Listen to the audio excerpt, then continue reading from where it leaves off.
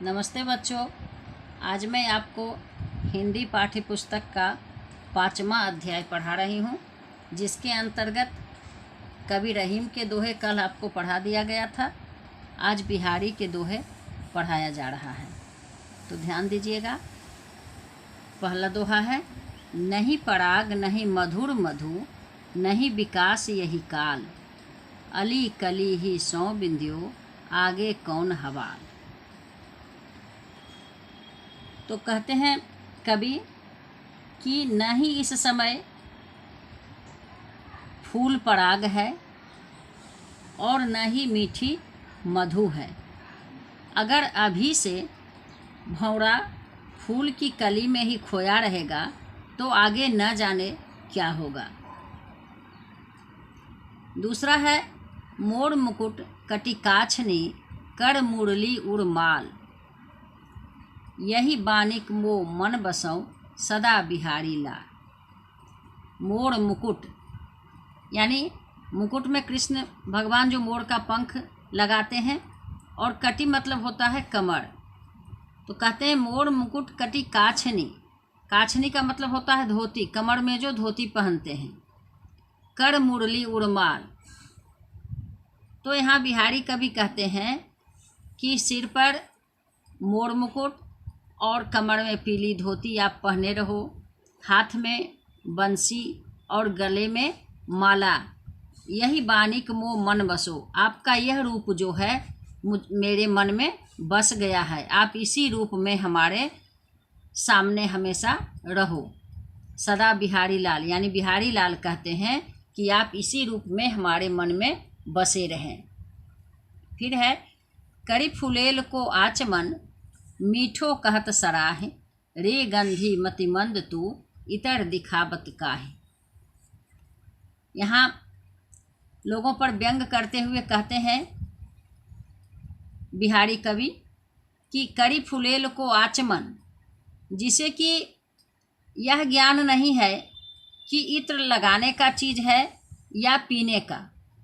फुलेल का मतलब होता है फूल द्वारा बनाया गया तेल, जो कि सुगंधित होता है। तो वही कवि कहते हैं, करी फुलेल को आचमन, मीठो कहत सराहे। जो फूल का जो फुलेल का यानी इत्र का आचमन करते हैं, जिन्हें यह ज्ञान नहीं है कि यह पीने का चीज़ है, क्या लगाने का चीज़ है।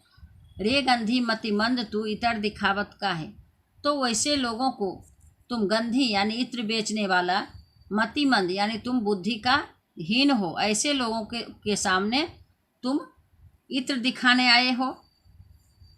दूसरा है, कोटि जतन को ऊ करे, पड़े न प्रकृत ही बीच, नल बल जल ऊंचो चढ़े, तऊ नीच को नीच।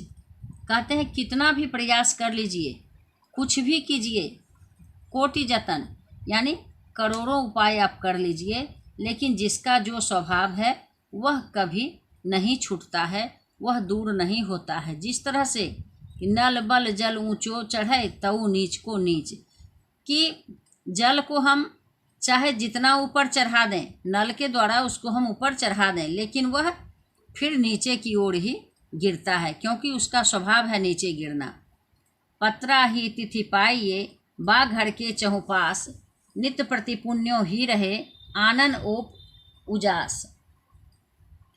तो यहाँ कवि कहते हैं